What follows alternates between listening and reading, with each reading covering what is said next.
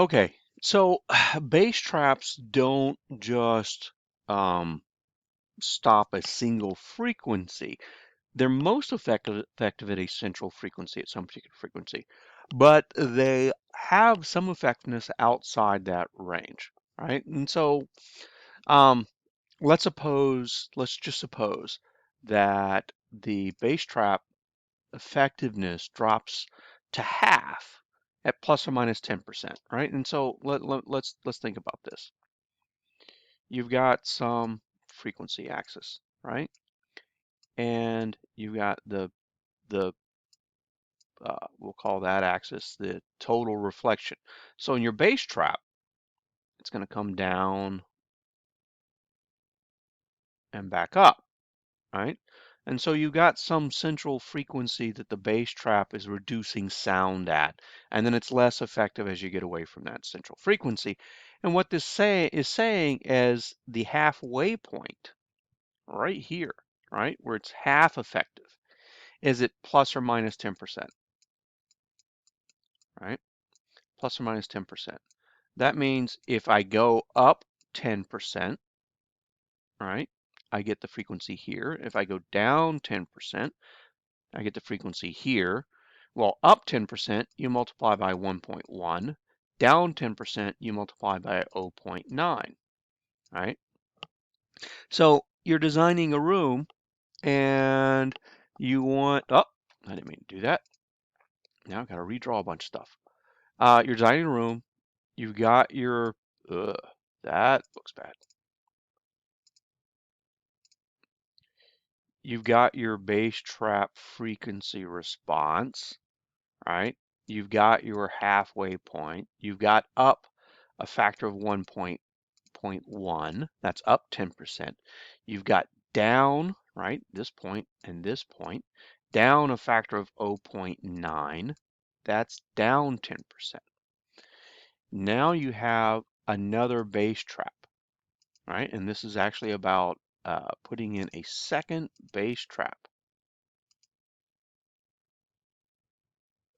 right? And then the second bass trap, you want it to have a response so that it crosses over at that halfway mark, right? So you got your central frequency here. That halfway mark needs to be down a factor of 0.9. Why do you want this? Well, what are they doing? At this frequency, this one's canceling out half the signal. This one's canceling out the other half of the signal. What you've managed to do by having two bass traps like this is you've managed to overlap their frequency responses so that you're suppressing bass along a broader range, right? All right, and so what we're looking for in this problem, we've got this one. We have, what is it, 85. I should do that in red, but that's a lot of trouble. So 85 hertz is the lower frequency. And we want to know, where do we need to put this one? Well, we know they have to meet at this point. And so we know how to calculate this point. So we get to this point is 85 times 1.1 gets us up 10%.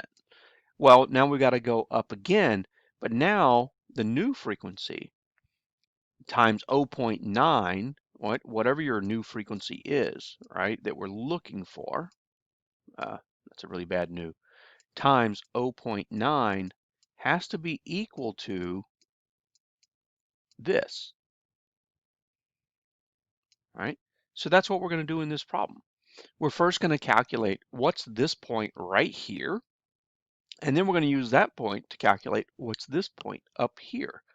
And by putting these two bass traps together, we're broadening the frequency response of our bass trap. So let's do that. All right, so we have our central frequency is 85.2 hertz. We have our percent, P I'm going to call it, is 0.1, right? 0.1, 10% is 0.1 gets us to half. So F, I'm going to call this FC1, right? I'm going to call it F crossover crossover is bad. F meeting point, is just going to be 85.2 times, all right, I want to go up 1 plus whatever that percentage is, all right? So 93.72. And then the upper one reaches effectiveness, the same effectiveness, at